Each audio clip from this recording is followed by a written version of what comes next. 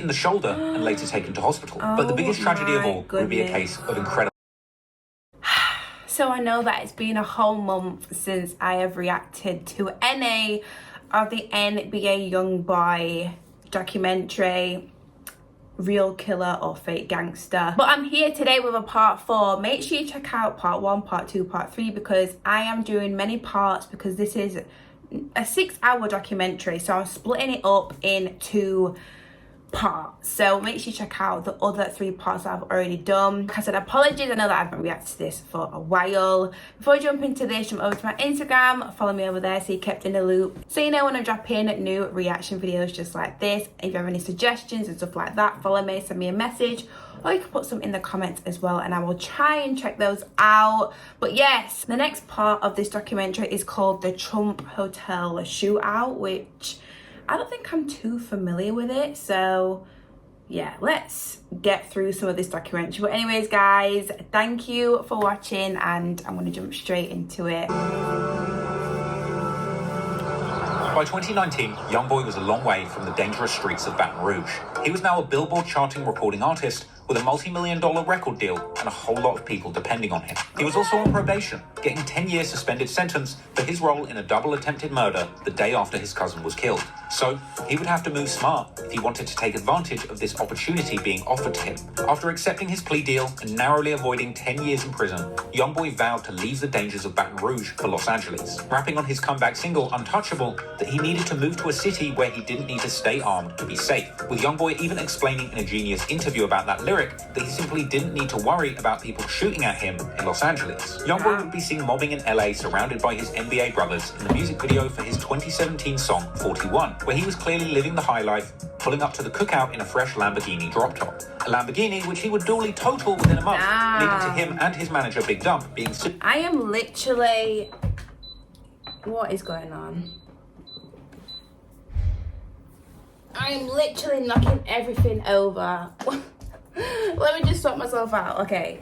Because I'm knocking everything. Oh my goodness. Oh my goodness.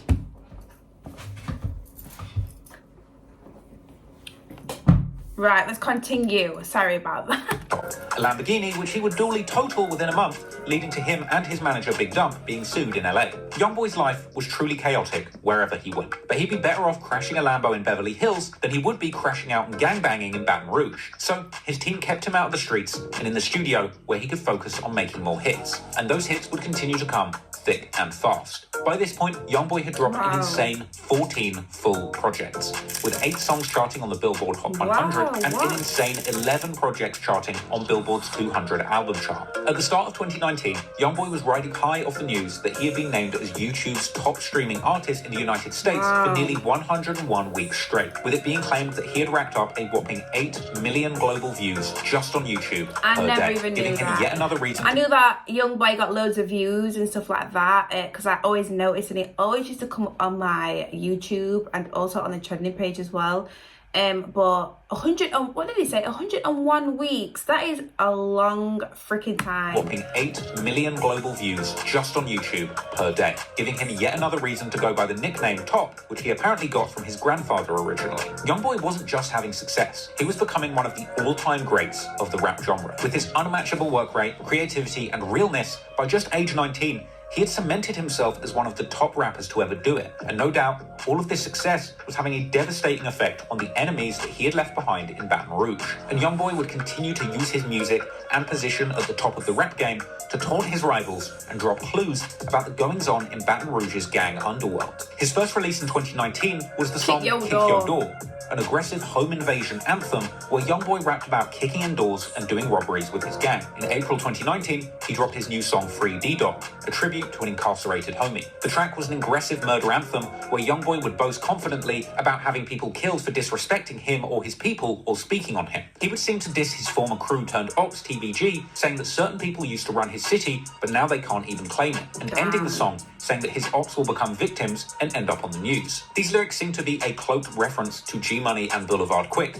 two rappers from rival crew TBG who had been gunned down during their beef with NBA. And no doubt that their surviving friends, Fredo Bang and Lit Yoshi from TBG, were furious about the ongoing disrespect after losing their close friends. And unfortunately for YoungBoy, soon his beef in the streets would collide with his music career with disastrous consequences. In April 2019, Fredo Bang releases his latest project, Big Ape, an album that saw him repping his TBG flag with pride and dropping numerous songs that included cloaked threats towards YoungBoy. On the opening track, Shoot, he dropped numerous lyrics claiming to be putting money up for people to be killed, even saying outright, when it's beef, nobody's safe, even if you're rich.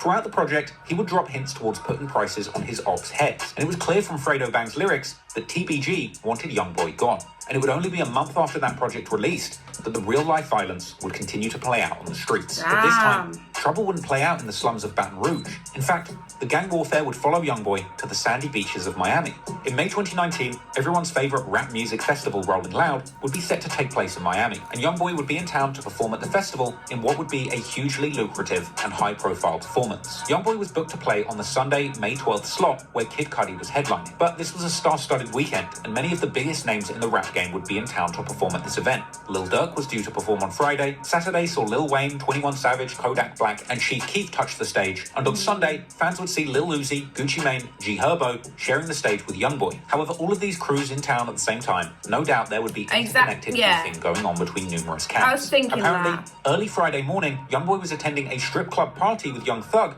who was due to perform Saturday, where apparently somebody popped off a few rounds at the party bus that was driving between venues, an attack which TMZ reported was targeting Young Thug. Young Thug and his entourage became the apparent victims of a drive-by shooting that went down this morning on I-95. The shooting happened on Interstate 95, and YoungBoy's TBG nemesis Lit Yoshi would later rap on the song Cutter, which dropped a couple of months later in June 2019, that he caught him on the interstate, 7 swerved, I was bussin', seemingly a reference to the shooting on the interstate and naming fellow TBG affiliate 7 Hardaway as the driver. But unfortunately for YoungBoy, that was only the beginning of the trouble, because at this point, it seemed that his ops were in town and on the hunt to try and catch YoungBoy lacking. Lit Yoshi would actually be seen on social media that weekend, riding around Miami, listening to Fredo Bang's album and holding a rifle, seemingly looking for YoungBoy. On Sunday the 12th of May, when YoungBoy was due to perform, he would make a tweet that was geolocation tagged to Sunny Isles Beach, Florida, warning his ops that he doesn't care who they are or what they did, he will up his gun on them. Fans would warn YoungBoy that the location tag on his tweet meant his ops might be able to locate him, but it was unfortunately too late. YoungBoy's enemies would work out that he was staying at the Trump International Hotel and Beach Resort in Sunny Isles, Miami. Apparently YoungBoy was traveling with a large crew that included his girlfriend, as well as OG3 and several other unnamed affiliates and family members. As YoungBoy left the hotel with his entourage to make his way to the Rolling Loud festival performance, the group would be ambushed by a black Cadillac outside the hotel. According to reports, somebody opened fire from the Escalade towards YoungBoy's entourage, prompting return fire from members of his crew who had their own gun, with court papers later explaining that YoungBoy, his family, and entourage were traveling in a 2-car convoy that was shot up drive-by style, with the front car that carried his mother and friends being shot first, with YoungBoy and his girlfriend in the second car that was then also shot at. This would be a chaotic scene, and YoungBoy's girlfriend, Kaylin Marie Long, was hit in the shoulder and later taken to hospital. But the biggest tragedy of all would be a case of incredible bad luck, as according to court documents, in YoungBoy's car was a bag full of guns, and when shots started flying, members of YoungBoy's entourage returned fire with apparently legally registered firearms, and apparently, at some point in the chaos, YoungBoy himself was given a gun and begun shooting back too. Authorities later described them as standing at the valet section, firing rifles wildly from the hip. Inevitably, this ended up with some tragic consequences, as 3 bystanders were hit in the crossfire, with it being reported that a 5-year-old child was grazed by a bullet. But even more tragic, one of these gunshots fired between these 2 warring crews claimed the life of an innocent bystander. 43-year-old Mohammed Jaradi, an honest, hard-working guy minding his own business who had just finished his shift working at the Hertz rent-a-car across the street, would catch a stray bullet and end up losing his life. This was a chaotic scene, with bullets flying and bodies dropping in the middle of the street in a major American city in broad daylight. Eventually, the police would shut down the street and gain control of the crime scene. See, it's when innocent people get hurt, and, you know, it's sad that this, like, a 5-year-old, like, also got hurt as well. Like, it's just not it. Like, there's civilians around, you know? In broad daylight. Eventually, the police would shut down the street and gain control of the crime scene, and footage would circulate showing people being detained at the scene.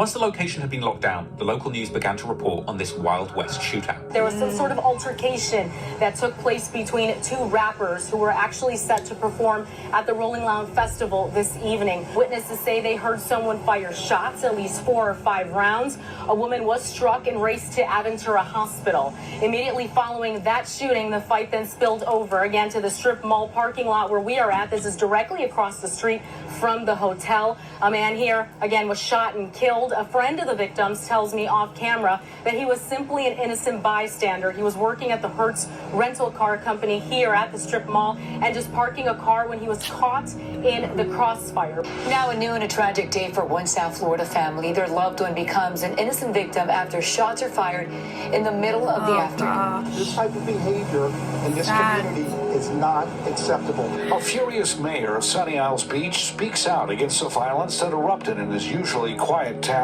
on Sunday afternoon. It was just before 2 o'clock when police received a 911 call about gunshots fired outside Trump International Beach Resort. When they arrived, they found 19-year-old Kaylin Long of Maryland had been shot inside a black Suburban, and across the street, an innocent man lies dead in the driver's seat of a dark gray van. Long was initially taken to Aventura Hospital. The streak of stray bullets did not end there. Across the street, there was a 5-year-old little boy that was grazed by a bullet. Police seized several weapons from the Trump Hotel and combed multiple scenes where gun shells and bullet holes were spotted. Witnesses tell CBS 4 the people involved were rappers reportedly here for the Rolling Loud Musical Festival. Despite reports of YoungBoy being detained at the scene, in the midst of the chaos, he would actually manage to break free from authorities, being seen in footage later circulated by TMZ showing him giving his wounded girlfriend medical attention before jumping in a black SUV and fleeing the scene. From here, YoungBoy made his way to the Rolling Loud Festival site, performing his set as planned immediately after surviving this assassination attempt. Breaking free from an active crime scene where you were a participant in a shootout so that you can go and perform at a festival might seem cool on paper, but when YoungBoy got off that stage, he would have to face the consequences of what had just happened. However, there would still be some lucky breaks for the NBA crew. Apparently, investigators couldn't even charge anybody in YoungBoy's entourage for shooting back, despite the fact that an innocent bystander was killed, because all of YoungBoy's crew that was still at the scene claimed self-defense, and the state of Florida has a stand your ground law in place, whereby if an individual truly believes that deadly force is necessary to protect themselves or to prevent a crime, they can potentially be immune from prosecution. The cops said that they were apparently looking to determine who had shot first, as whoever shot first could apparently be charged with first-degree murder of the innocent bystander, even if it wasn't their bullet hitting them. In order to try and ensure that YoungBoy wasn't held liable, his legal team described the scene as an assassination attempt of which he was the target. He's an absolute victim. There's no question. Police investigated it. They talked to him. His car was shot up. He was leaving the hotel. He had his mother in the car. He had his girlfriend in the car. And somebody came up, and I don't know what the weapons were. I don't know if it was an AK or what it was, but they opened fire and lit him on fire.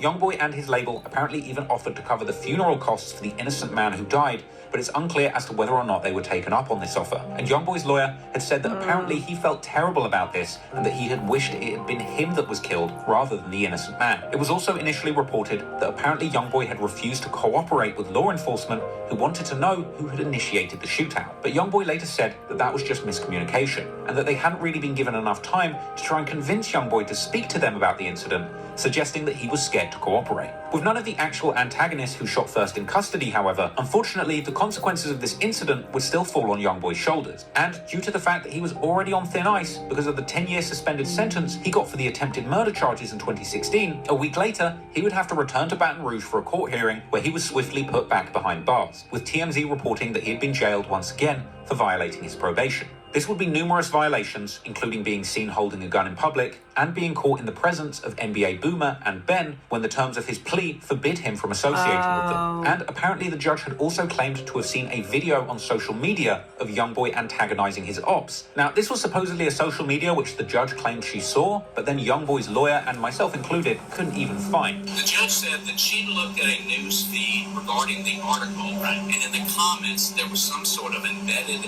video that she since tried to look up, and I don't think she was able to find. So she wants to see if the district attorney's office can find whatever videos they find. But I don't know what the video is.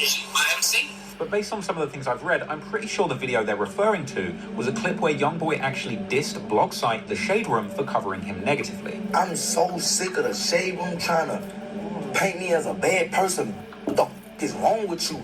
I know whoever running this page is grown. What the is you worried about a teenager for? So it seems the judge kind of misinterpreted what he had done, but I don't think he was supposed to be on social media like that. Right. Anyway, meanwhile, in Miami, the police would reveal to the public that they had absolutely no idea who the shooters were, but that they were looking for 3 suspects armed with an AK-47 and other handguns. Coincidentally, with this seeming to describe that very social media clip of TBG rapper Lit Yoshi posted just before the shooting when he was riding around Miami with an AK-47 listening to Fredo Bang. So, with Lit Yoshi still at large, YoungBoy would be left in a Baton Rouge jail, reflecting on everything that had just happened. Clearly, YoungBoy himself was devastated by this sequence of events. He was trying to move on with his life and career away from Baton Rouge, but the violence and death would just continue to follow him wherever he went. Perhaps it was karma for the violence that he had claimed responsibility for. In the song No Understand from YoungBoy's February 2021 project, Still Flexin', Still Steppin', YoungBoy even speaks on this shooting, saying that as the bullets flew, he didn't have enough time to grab his own gun, and saying that Baba Osama shot back, a claim that is seemingly confirmed by Girardi's family,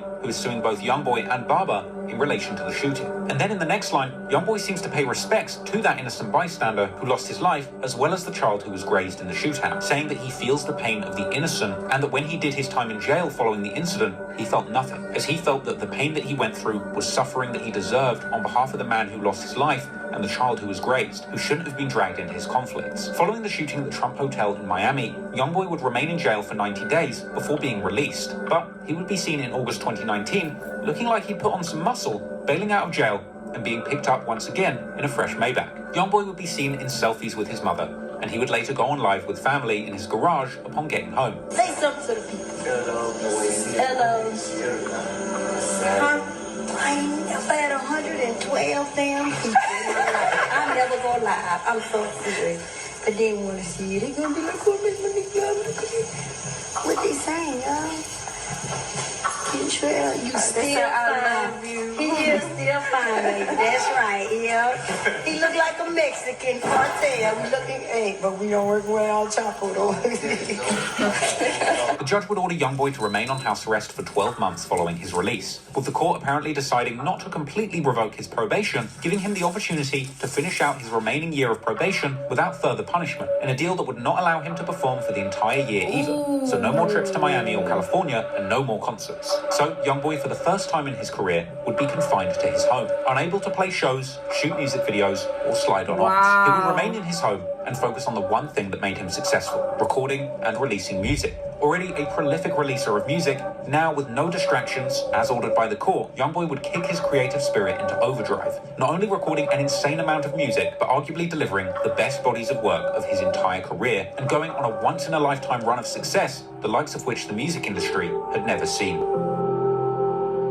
After getting out of jail, YoungBoy picked up his career right where he left off, on September the 1st, 2018, dropping a new track called Slime Mentality. This was yet another aggressive murder anthem where YoungBoy pledges allegiance to his gang, 4K Trey, and letting everybody know that him and his whole family, including his mother, father, sister, and brother, all see themselves as Slime members too. Following that up with audacious lyrics about dropping more bags to have rivals killed, and even promising to die in the hunt for revenge for Dump's death. And all of this apparently while ducking the watchful eye of his parole officer. And the chorus of the song lays bare the realities of life in YoungBoy's circle, made cold and ruthless from growing up in such a harsh environment, forcing him to be constantly armed and ready to kill anyone who might want to come and kill him from his city or even out of town, all while confidently boasting that the whole city knows that he and his shooters will kill before they let anyone take them down. Upon his release, YoungBoy was being filmed from the moment he walked out of the prison gates, with that footage serving as the introductory sequence for his next song and music video, the track Self-Control. The song came with lyrics where YoungBoy reflected on the pain he felt after Boozilla was killed and wanting to avenge Dump's death. On the hook, YoungBoy sings a unique melody all about how his chronic smoking habit is a tactic to stop himself from being so dangerous, and describing his entourage as equally dangerous, ready to shoot at the slightest provocation. 20 days after that, he would drop a follow-up song, the iconic House Arrest Teens. That track completely blew up on release, racking up millions of views within days, and to this day, still sitting around 100 million views Wow. on YouTube. He would also appear as a feature on the track Richer Than Everybody, with industry heavy hitters Gucci Mane and DaBaby. YoungBoy was dropping songs all in anticipation of his next full-length project, which did not disappoint. On October the 11th, 2019, YoungBoy dropped his latest mixtape, AI YoungBoy 2. This, in my opinion, is YoungBoy's best project, and perhaps one of the greatest albums in modern rap history. AI YoungBoy 2 is wall-to-wall with some of YoungBoy's best songs, and throughout the project he showcases an incredible range as a melodic rapper and singer. The project just... Let me know in the comments, what is your favourite NBA YoungBoy song? Give me your top 3 favourites in the comments, let me know, so I can have a little nosy and read what your top favourites are. Make sure you do that in the comments. Oozes creativity, and the songs are really like nothing else out there. It's unmistakably unique, with YoungBoy using his trademark style to sing, rap, and whine perfect melodies, all painting a picture of his wild ride from the gutter to the very top of the rap industry. So I actually did an entire breakdown of all of the most important lyrics in AI YoungBoy 2, but it made the video way too long. So if you want to see that, it's in the uncut version that's on Patreon, or it's going to be in the extended version of this chapter going up on my third channel, Trap Law Clips, soon. Ultimately, YoungBoy, stuck on house arrest, poured his heart into his music, and it resulted in one of the most incredible bodies of work in rap history. AI YoungBoy 2 scored a roaring debut, selling an impressive 110,000 units in its first week, and earning YoungBoy his first #1 Billboard 200 chart hit. But that wouldn't be YoungBoy's only chart milestone that week, as the week before AI YoungBoy released, YoungBoy would end up collaborating with Chicago pop rap star Juice WRLD on the song Bandit. The pairing of Juice WRLD and YoungBoy made for an incredible duo, with Juice's vocals and love song ideas elevating the track conceptually, contrasting with YoungBoy's verse, a classic aggressive murder rap, where he raps openly about having problems and getting rid of people for $20,000, once again painting a picture of his lifestyle, surrounded by killers and sliding on their ops with guns. This track no doubt introduced YoungBoy and Juice WRLD to big audiences that they might not have previously accessed. That track was released on October the 4th, 2019, and this would sadly be the last single released by Juice WRLD before his unfortunate death from an overdose on December the 8th, 2019. Bandit would peak at number 10 on the Billboard Hot 100, becoming YoungBoy's highest charting song of his career to date, and it also became an international hit, charting in 20 countries. And by the end of 2019, YoungBoy had cemented himself as one of the greats in the rap game. He wasn't just taking over the rap game, but he was influencing its direction going forward. And in the coming years, YoungBoy's influence would be undeniable. However, time and time again, the thing holding him back would be legal issues. But luckily, soon YoungBoy would catch a major win, shaking free of a case that had been dogging him for years, and paving the way for him to follow up AI YoungBoy 2, eventually going on one of the most impressive runs that the rap game had ever seen. Okay, sir. Fresh off the success of AI YoungBoy 2, YoungBoy wasn't taking his foot off the gas. He would continue releasing new music and songs like... It's so cute. Is that one of his sons? So cute. Like Bring 'Em Out, yet another murder anthem, wall-to-wall with lyrics about contract killings and dropping bags on ops and even their mothers. And YoungBoy himself would still be fighting for his own freedom in the courts. After being sentenced to a year of probation following his involvement in the broad daylight shootout outside the Trump Hotel back when he was in Miami for the Rolling Loud Festival, but it wasn't that shooting that got him in trouble. It was the fact that he was involved in it whilst on a 10-year suspended sentence for the 2016 double attempted murder charge he caught trying to avenge his murdered cousin Boozilla. On December the 13th, 2019, YoungBoy would be back in court where he would score a rare legal victory regarding that case, when the judge ultimately granted a request to terminate his probation early, since apparently he had completed all of his conditions to date. NBA YoungBoy was in court today. He's no longer on probation and says he plans to leave Louisiana. A judge today ended his probation during the hearing.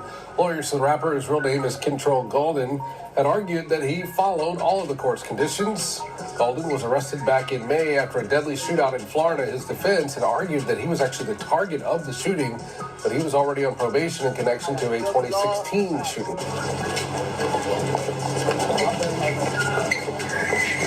What you say, please, top, grandma, baby.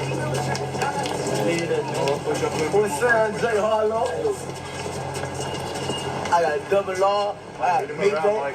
I got weed. How you gonna do it? Congratulations, bro. Yeah. How do you feel right now? Feel good, bro.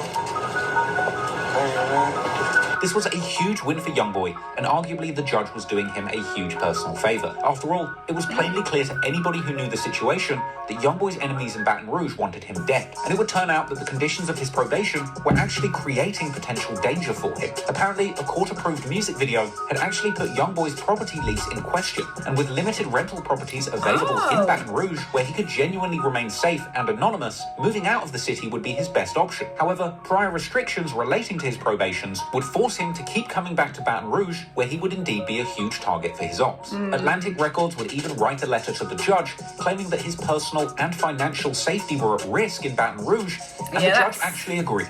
So, after being granted his freedom, YoungBoy called Judge Jackson a blessing, saying that she saved him and saying that she had given him opportunity after opportunity up until this point. And honestly, it seemed like this judge truly had YoungBoy's back, apparently previously denying numerous attempts by the district attorney to revoke his probation and send him straight back to jail. She ultimately told YoungBoy that she felt that it was the people around him that didn't have his best interests at heart and that they were bringing him down. And while the judge is clearly trying to give YoungBoy helpful advice from her perspective, realistically, it was the same people bringing trouble into YoungBoy's life that were also putting their lives on the line to protect it. I would personally argue it wasn't YoungBoy's friends bringing him down, but his enemies in the rival crew TBG that kept trying to kill him that were truly bringing him down. And right or wrong, it was the NBA members that were willing to kill, die, or serve life in prison, all in the pursuit of protecting their provider, YoungBoy. And oh boy, was he providing. Because by 2020, YoungBoy had now released 15 full-length projects. And off the back of the success of AI YoungBoy like 2, the work rate I can see right now is absolutely insane. Like, I don't think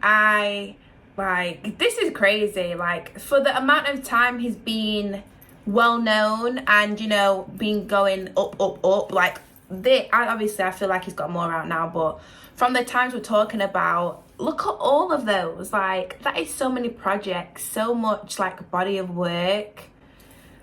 Work rate, 10 out of 10. Work rate, 11, okay, out of 10. YoungBoy had now released 15 full-length projects, and off the back of the success of AI YoungBoy 2, he was now clocking in a total record of 17 songs charting on the Billboard Hot 100 and 13 projects charting on Billboard's 200 album chart. In February 2020, the Wall Street Journal dropped an article saying that YoungBoy is the biggest music star you've probably never heard of, pointing to the fact that despite not being a household name globally, he had continued to dominate on YouTube as the top artist. And soon, YoungBoy would be ready to follow up his prior success with another full-length project. On February the 21st, 2020, YoungBoy released his first project of the year, Still Flexin', Still Steppin'. This project had the hit single and another of my personal favorite YoungBoy tracks, Lil Top, which would end up peaking at number 28 on Billboard's Hot 100 Songs chart, with this being the highest charting solo hit of his career to date. But the overall content of this project was very much still gangbanging, which certainly fit in with the title, Still Flexin', Still Steppin'. The project sees YoungBoy describing his life very much still adjacent to the streets, with lyrics all about taking 50k cash out of the bank to fund more hits in the streets. But he would also open up about still feeling depression on the project, along with numerous tributes to his fallen manager Dump, as well as promises to avenge him, and revealing admissions that he is still at war over the murder of his cousin Boozilla. However, on this project, in one of the first instances of caution, on the track Long Road, YoungBoy actually does rap that he didn't kill anyone, with it being unclear if this is him saying that there's no evidence that he's killed anyone, or if for the first time he's actually admitting that while he's living in close proximity to murder and gang violence, he's not actually responsible for any of the murders that he has been associated with over the course of his career, considering how laced this project is with threats. Yeah, because that is what we're trying to find out, I guess. That is why the whole documentary is called Real Killer or Fake Killer. I know that's a title, but it's like, is he actually doing these murders, or is he just around that lifestyle and is around the people that do those types of things, you know? Because that is what we're trying to find out. I know that we're not at the end of the documentary yet, and I've not, you know, took all the information in and, you know, took everything in. But in the comments, let me know what your opinion is on that. Do you feel like, you know, he has done stuff before, like he has hurt people before, or do you feel like he's just literally around those types of people, but he hasn't done anything?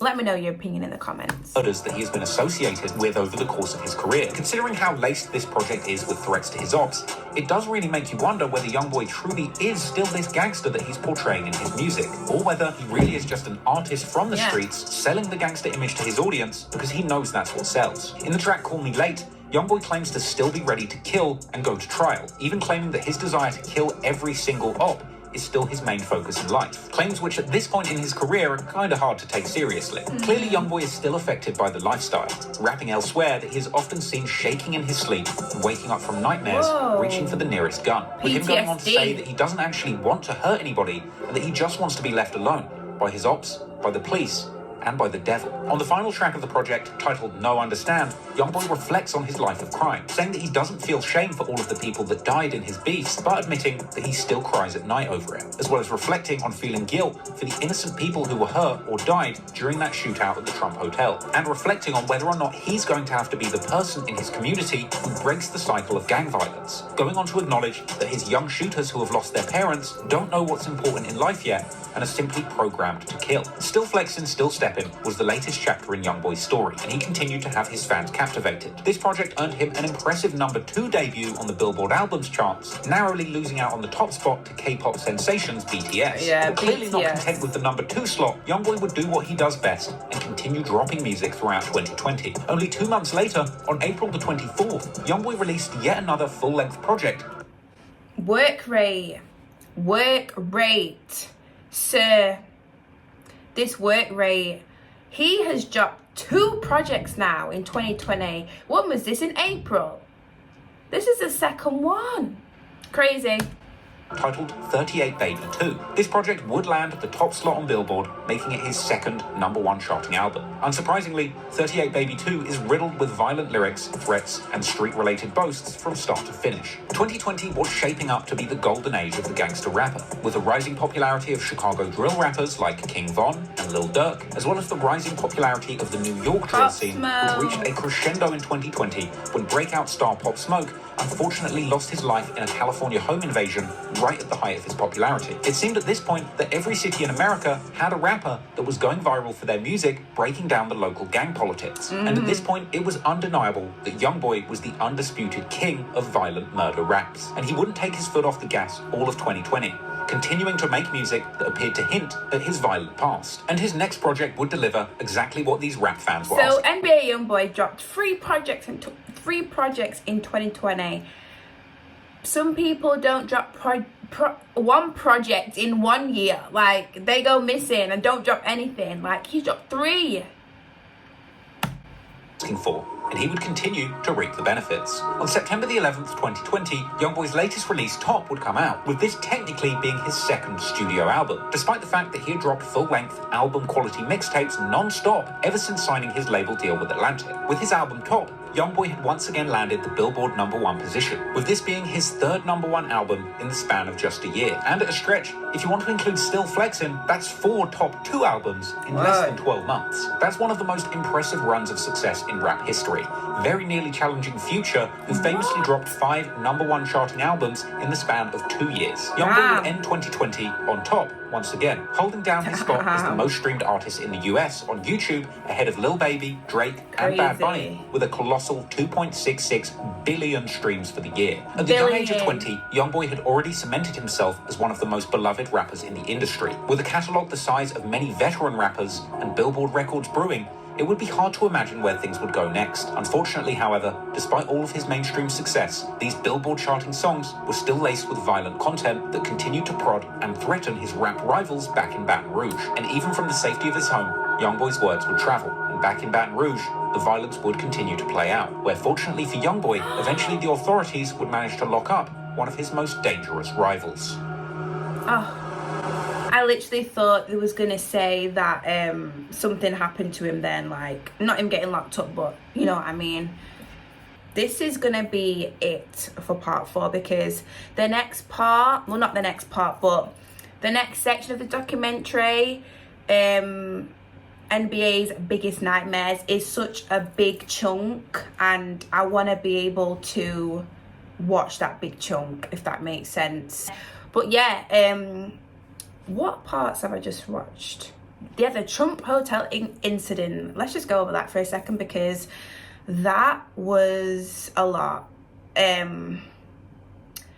know that, let me try and think, like, if someone's shooting at you, like, I know that, you know, they're gonna want to defend themselves or whatever, and, you know, I get that, like, I get this, I get it, but it's just so sad how a young boy, 5-year-old boy got hurt by a bullet. A guy, he got killed. He was innocent, just leaving work, you know, and his girlfriend, NBA YoungBoy's girlfriend, got shot in the shoulder. So that was really like sad to hear about, you know, hear about that. But his work rate, like, what the heck? Like, obviously, I'm not too familiar with NBA YoungBoy.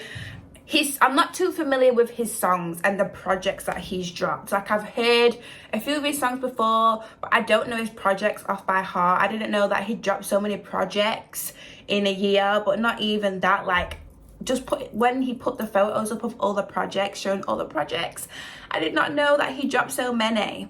So the work rate for me, I'm gonna give it up to him, because that work rate is insane. Because, you know, he was already very, very famous, okay? He was already very, very well known, and everybody, you know, was here for YoungBoy anyway.